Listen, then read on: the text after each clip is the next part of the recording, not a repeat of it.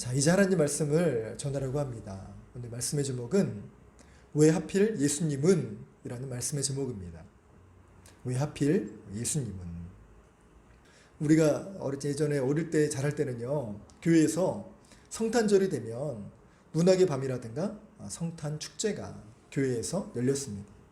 그래서 이제 문학의 밤 같은 경우를 하면 성탄 축제 막 하잖아요. 저도 이제 어릴 때부터 했으니까 저는 무대 뭐 공포 이런 것들이 조금 덜해졌던 게 아마 그때 무대에 서는 그런 이제 훈련 아닌 훈련들을 많이 했던 것 같아요. 진짜 정말 어릴 때부터 뭐 성시낭독부터 시작해가지고 율동, 그리고 뭐 꽁트, 촌극, 그다음에 성극까지 정말 그야말로 마스터를 했던 그렇게 유년 시절을 보냈네요.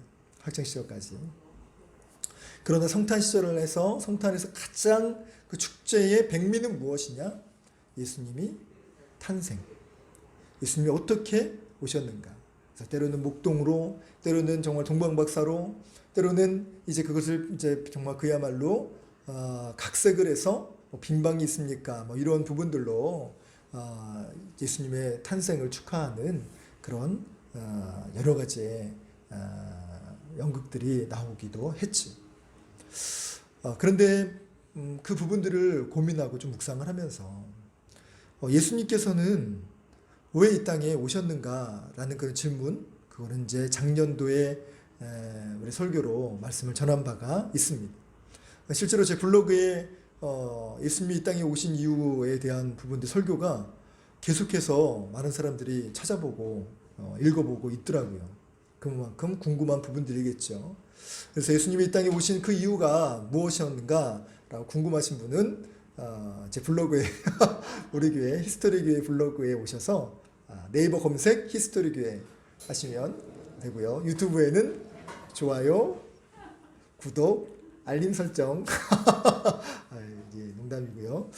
어찌됐든지 오늘 금 왜 이래 설교를 하는가?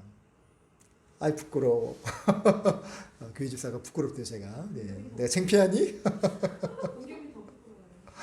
네. 그런데 묵상이 좀 됐어요.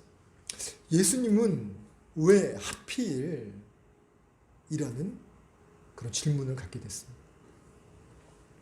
그래서 오늘 본문의 말씀을 통하여서 예수님은 왜 이렇게 오셔야만 했는지 그 이유와 또 교훈을 마음에 새기시면서 더욱 뜻깊은 성탄을 준비하시고 맞이하시는 우리 히스토리인들이 다 되시길 주의 이름으로 간절히 소망합니다.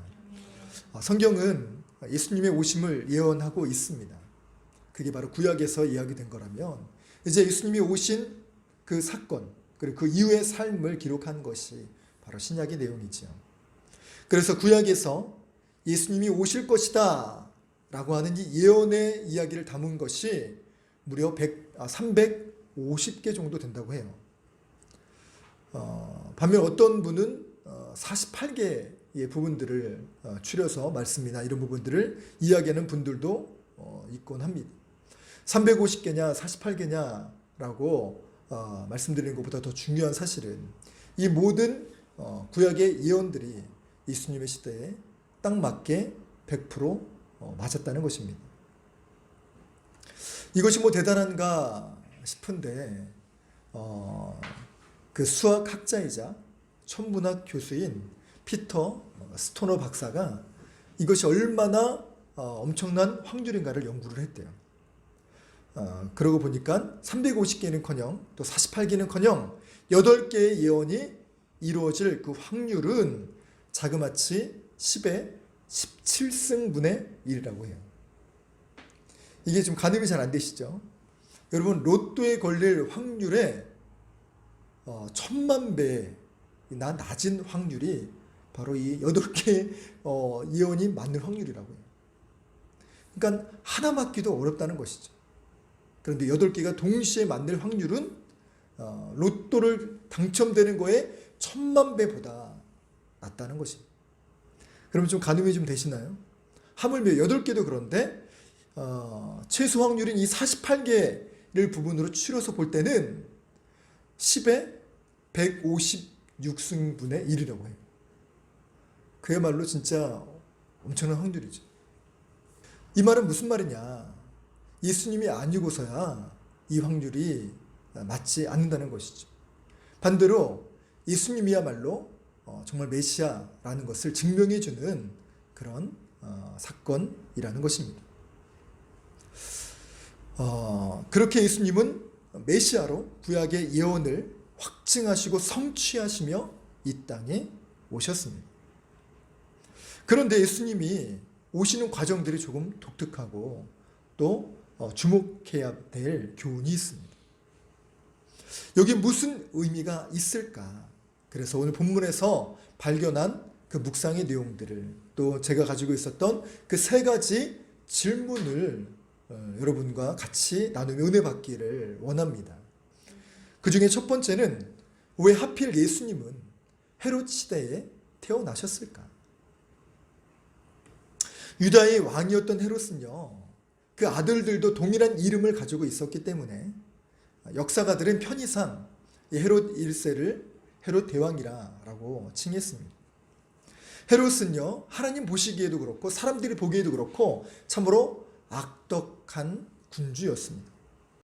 이 헤롯이 바로 에돔 사람입니다. 이 에돔이라는 이 단어를 헬라어로 이야기하면 이두메라고 표현을 한대요. 그래서 이 헤롯 집안은요, 이 이두메 지역에서 상당히 유력하고 또 부자였던 집안이라고 해요. 그래서 이 힘으로 당시 그 식민지를 지배하고 있었던 로마에 연줄을 닿았어요. 근데 그 연줄이 어마어마했어요. 삼두정치로 유명했던 안토니우스, 옥타비아누스. 이 사람들과 줄을 닿아서 끊임없이 로비를 합니다. 그리고 제가 유대 지역에 왕이 되고 싶습니다 라고 이야기를 했죠. 로마도 그것이 괜찮은 것이 그 지역에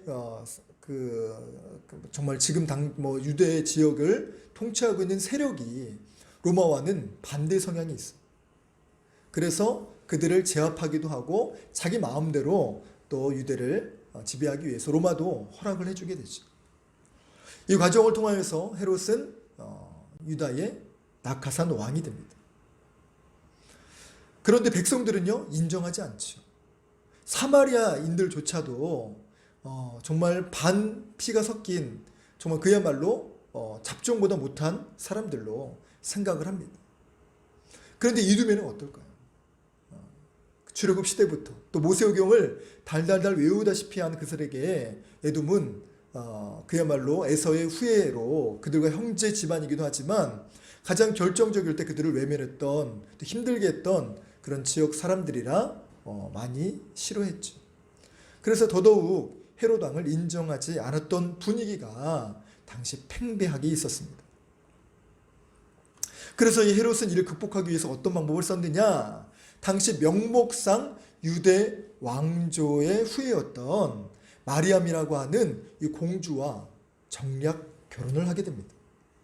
근데 문제가 하나 생겨요. 헤롯은 이미 본초가 있었어요. 그러나 자신의 신분과 또 자신의 출세 그리고 자신의 출신을 세탁하기 위해서 자신의 본초를 버려버리고 세장가를 가게 되었다는 것입니다. 이렇게 정말 그야말로 도의적으로 문제가 많았던 이 헤롯을 보고 배운 이 자녀들도 나중에는 똑같은 짓을 저지르죠. 자신의 이복동생의 아내를 왕비로 맞이하는 이 끔찍한 일을 저지릅니다. 그래서 좋은 본을 보이는 것이 너무나도 중요합니다. 부모의 좋은 본, 부모의 좋은 신앙, 이것들이 알게 모르게 자녀들이 다 배운다는 것이죠. 신앙의 부분들도 근간을 흔드는 아주 엄청난 일을 저지르게 됩니다. 그것은 바로 대제사장을 세우는 과정이었습니다. 원래 대제사장 가문은 솔로몬 이후 시대부터 사독 제사장 그 후계인들이 그야말로 세습하다시피 해서 이렇게 내려왔습니다. 그러다 한 BC 한 147년 정도 경인가요? 근데 새로운 왕조가 일어나면서 이 부분들이 이제 조금은 바뀌게 돼요.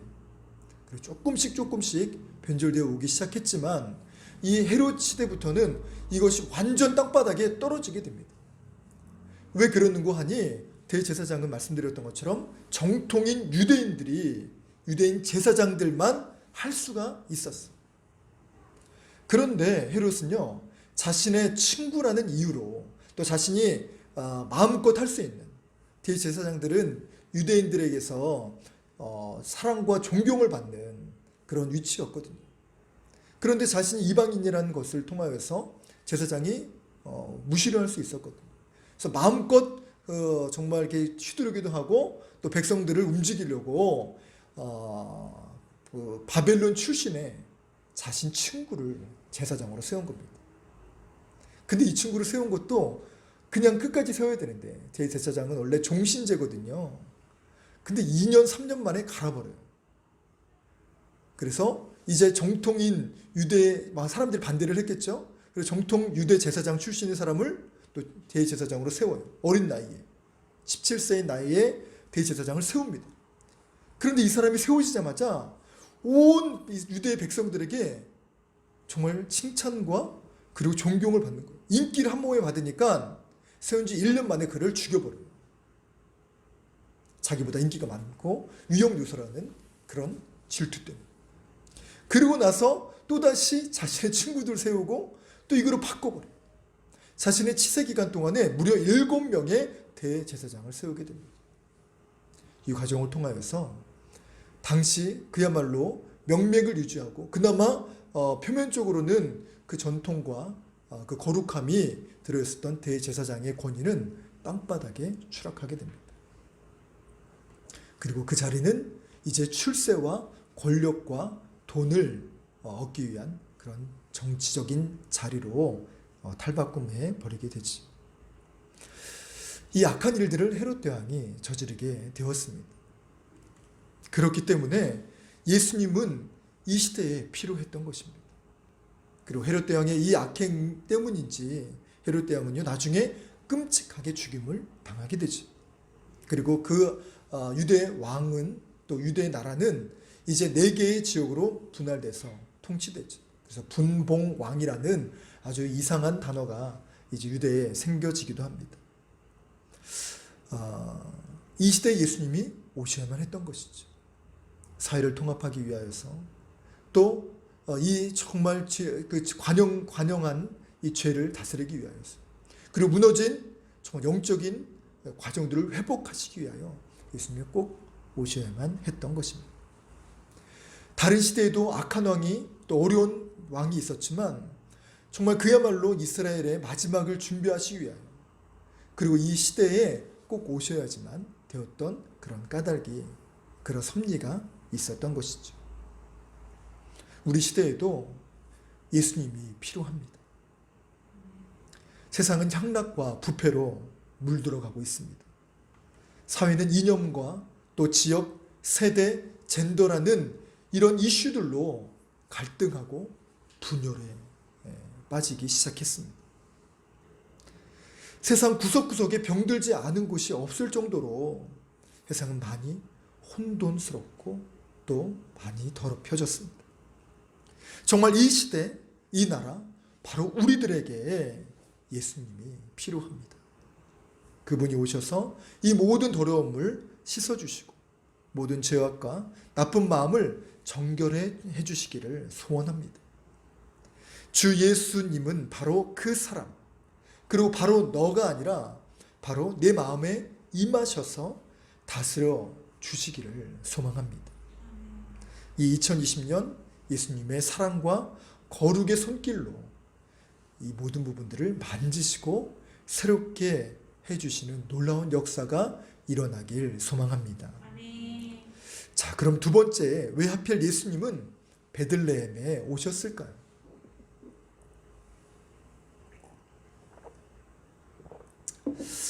오늘 본문 말씀에서도 나왔던 것처럼 이 말씀은요, 사실은 미가서 5장 2절에 나온 말씀을 인용한 과정이에요.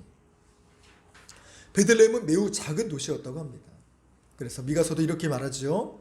베들레헴 에브라다야, 너는 유다 족속 중에 작을지라도 이스라엘을 다스릴 자가 내게서 내게로 나올 것이라.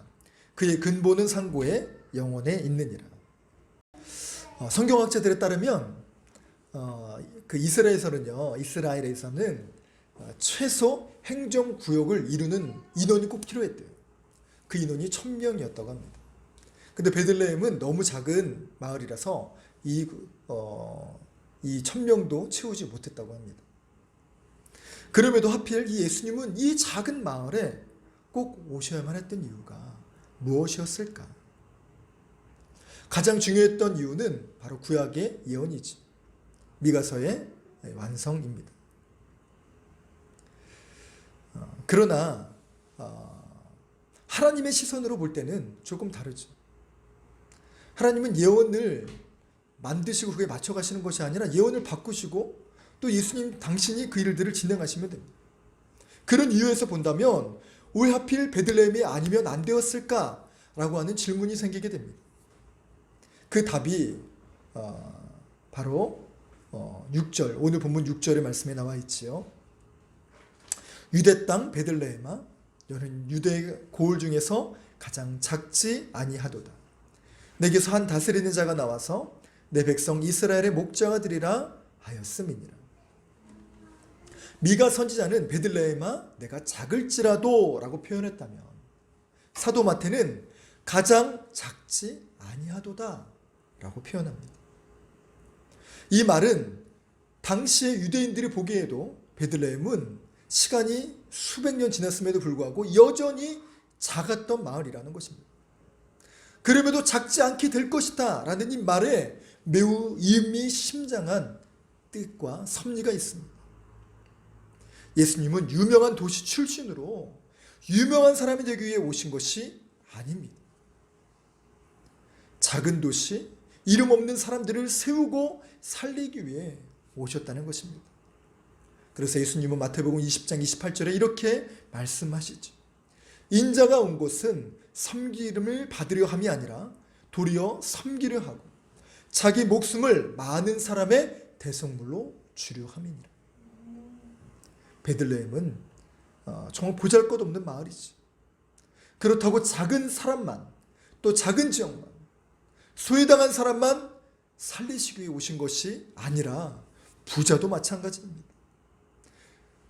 가쁘지만 마음이 피폐하고 우울하고 불행한, 그래서 도움이 필요한 누구에게든지 찾아오시는 분이 바로 예수님이십니다.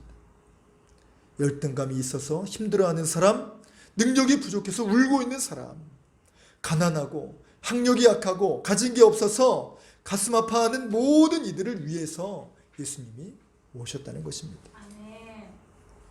그 누구 한 사람 알아주지 않더라도 그 마음에 오셔서 그 사람을 세워주고 살아나게 하기 위하여. 그래서 예수님은요, 출세하기 위해, 유명해지기 위해, 권력을 세우시기 위해 오신 것이 아니라 바로 죽기 위해 오신 분이 바로 예수님이십니다. 우리는 그 예수님을 품기를 원합니다.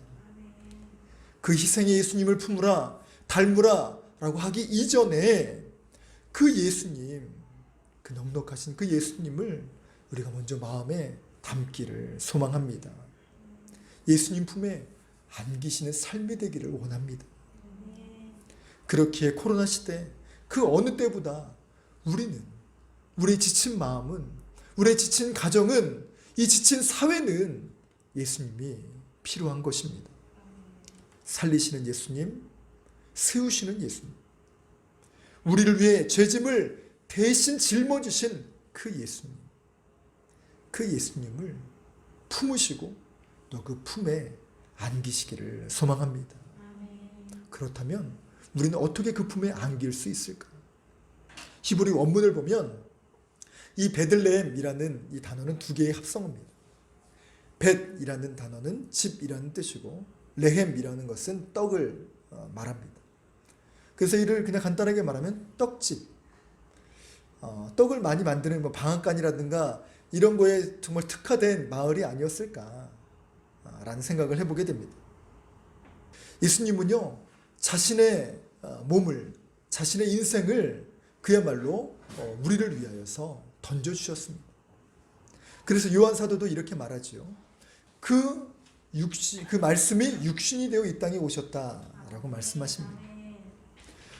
그 생명의 떡이 그 말씀으로 발현되어 나오게 되는 것입니다.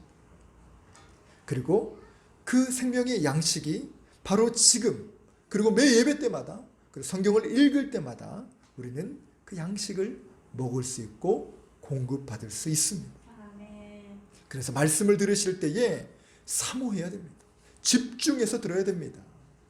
거기에 내 영혼에 생명이 달려있고 내 영혼에 살아갈 에너지와 자양분이 담겨있기 때문에 그렇습니다. 피폐하고 상처받고 줄인 우리의 영혼에 예수님이 오셔서 우리를 회복시키시고 강건케 하시는 놀라운 역사가 일어나길 간절히 소망합니다. 자, 마지막으로 예수님은 왜 하필 동방박사의 축하를 받으셨을까? 본문 2절의 말씀엔 이렇게 기록합니다.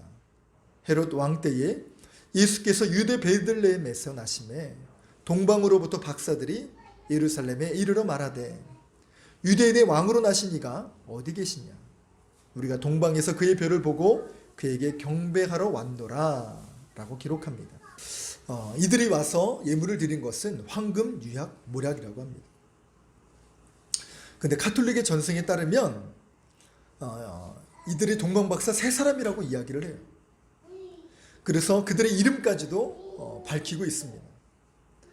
노년의 멜키오르, 이가 황금을 드렸고 중년의 발타자르는 모략을 드렸으며 청년의 캐스퍼는 유양을 드렸다라고 가톨릭 전통에서 구전으로 전승되어 내려오는 것입니다. 그런데 이는 성경의 내용과는 전혀 관련이 없는 이야기라고 합니다. 그래서 저도 어렸을 때나 또 다른 부분들에 있을 때 이 부분들을 참 많이 은혜스럽게 감동적으로 들었던 적이 있어요. 그리고 이들은 동방에서 온 왕이었다라고 저도 부끄럽지만 설교했던 적이 있어요. 근데 오늘 본문의 내용들을 보면 그렇지는 않습니다. 말씀을 묵상하며 예수님의 탄생을 미래한 사람들은 북방 박사도 아니고 남방 박사도 아니고 왜 하필 동방 박사라는 이름을 지었을까? 라는 그런 궁금증이 생기게 됩니다.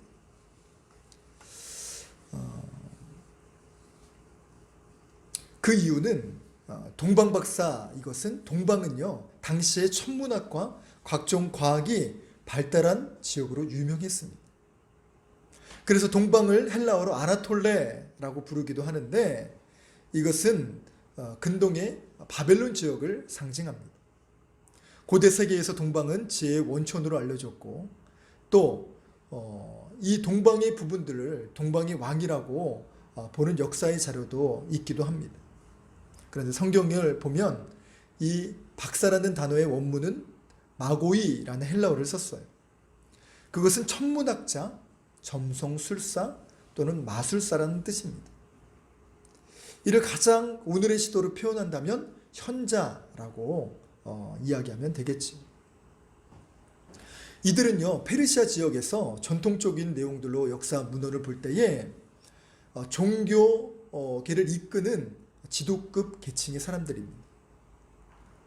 이들은 페르시아 정권에서 핵심 역량을 발휘했었고 정책에도 관여했었고 이들의 영향력이 매우 컸기 때문에 왕이었다라고 이야기하는 그 부분들이 아예 틀린 말이 아닌 것이 그들의 높은 지위와 영향력 때문이었을 것입니다. 그래서 이들이 당시 포로로 끌려간 유대인들과도 접촉을 했었고 또 그들을 다스리면서 유대교에 대한 부분들 또 그들이 가지고 있었던 모세오경에 대한 부분들도 공부하며 익히 알고 있었을 것입니다. 그리고 예언을 연구하는 부분들로 이 부분들도 간과하지 않고 그리고 그들의 그야말로 선진이었던 다니엘의 기록을 통하여서 메시아에 대한 예언들이 기록되고 또 그들도 보아왔을 것입니다.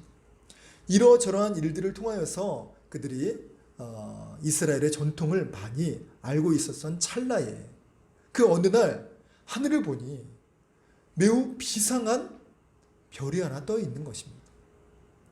그 별이 움직이는 것이 보통 별이 아닙니다.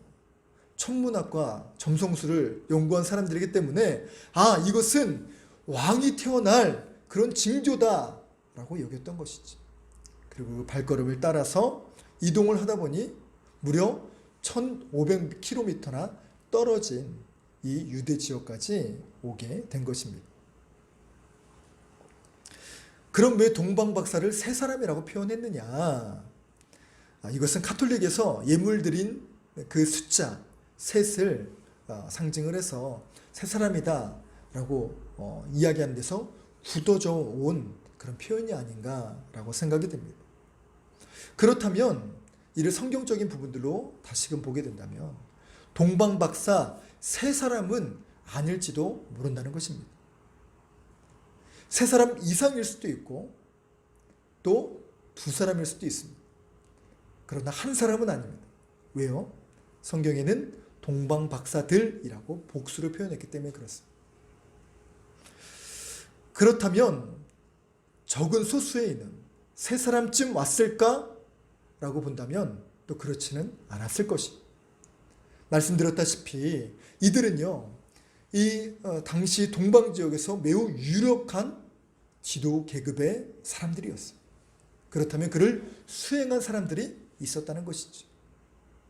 그리고 당시에 황금과 유황과 모략이라는 것은 매우 값나가는 보석이었어요.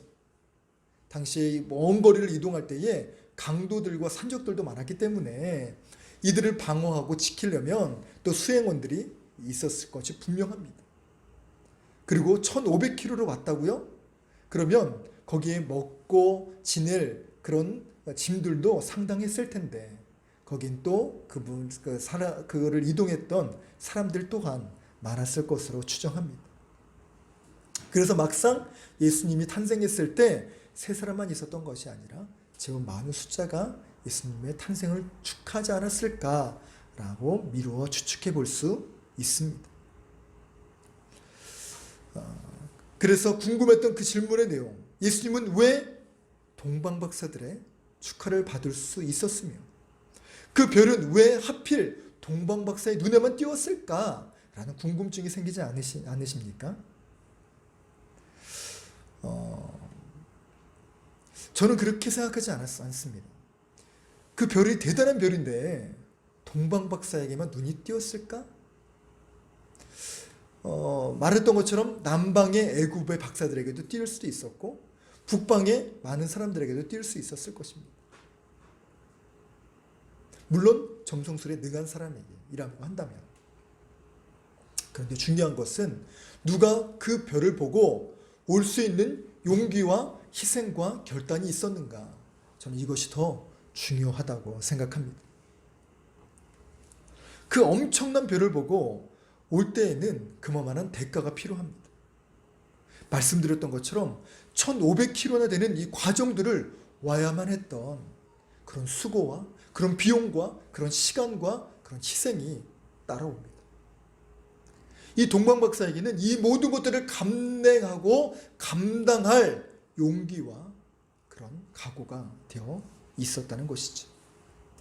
이 사람들을 하나님은 축복하셨고 또 이들에게 예수님의 탄생을 축하할 수 있는 특권을 허락해 주셨던 것입니다. 우리 또한 이런 모습이 필요합니다.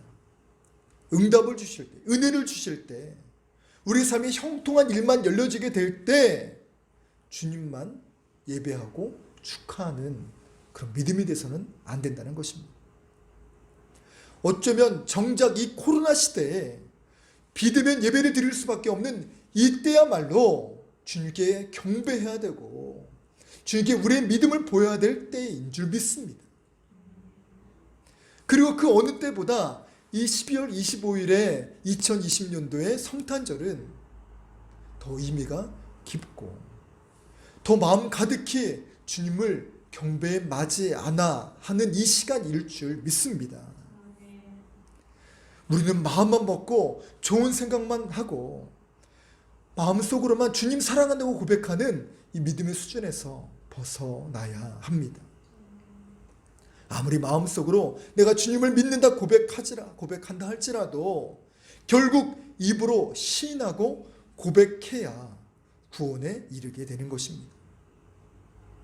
우리 믿음의 성도님들도 그런 믿음의 고백뿐만 아니라 삶의 고백, 말씀의 실천에 주님을 사랑한다 고백하는 히스토리인들이 되기를 소망합니다. 성탄절이 된다고 주변 분위기나 흐름에 따라 덩달아 마음이 설레고 들뜬 것이 아니라 왜 하필 베들레헴에, 그리고 왜 하필 헤롯시대에, 그리고 영달과 출세를 위함이 아니라 오직 우리를 살리기 위해 정말 죽으셔야만 하는 이 죽음의 목표를 가지고 오신 그 예수님을 마음속 깊이 묵상하며 그렇게 주님을 경배하는 믿음의 성도의 삶이 되기를 소망합니다. 성경학자들은 말합니다. 이 동방에서 온 박사들은요, 하나님을 믿는 신앙인일 수도 아니면 아닐 수도 있다라고 말합니다. 즉 불신자일 수도 있다는 것이에요. 그럼에도 불구하고 이들이 먼 길을 마다않고 올 수 있었던 그 동력은 유대인의 왕으로 오신다는 것을 너무나 확신했다는 것이죠. 여러분, 재판정에서 재판이 열렸답니다. 무슨 재판이 열렸냐? 술집을 하고 있는 이 가게가 망해서 이거를 망하게 한 요인으로 교회를 지목해서 교회에게 손해배상을 청구하라고 재판이 열렸어요. 그들이 얘기합니다. 술집 사장이 이야기를 해요. 우리 가게가 망한 것은 저 교회 때문이 분명합니다. 검사가 얘기하고 판사가 묻습니다. 왜요? 왜 그렇습니까? 저 교회에서 우리 술집이 망하도록 기도했기 때문입니다. 그래서 우리 술집이 화재로 이 일들을 경험한 것은 저 교회의 기도 때문입니다. 그러자 그 교회 측에서 이렇게 변호를 하죠. 우리가 기도한 건 분명합니다. 그런데 우리 기도로 저기가 망했다는 것을 그 누가 증명할 수 있겠습니까? 아주 이상한 그런 장면이 연출되었죠. 불신자의 믿음과 교회의 믿지 않음.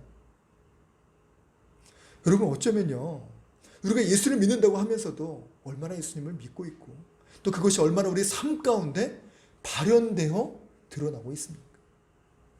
반대로 불신자는요, 그 팩트 하나만으로도 보면서도 예수님의 탄생을 믿고 이 무모한 일들을 감당하며 올 수 있었다는 것이, 물론 많지는 않습니다.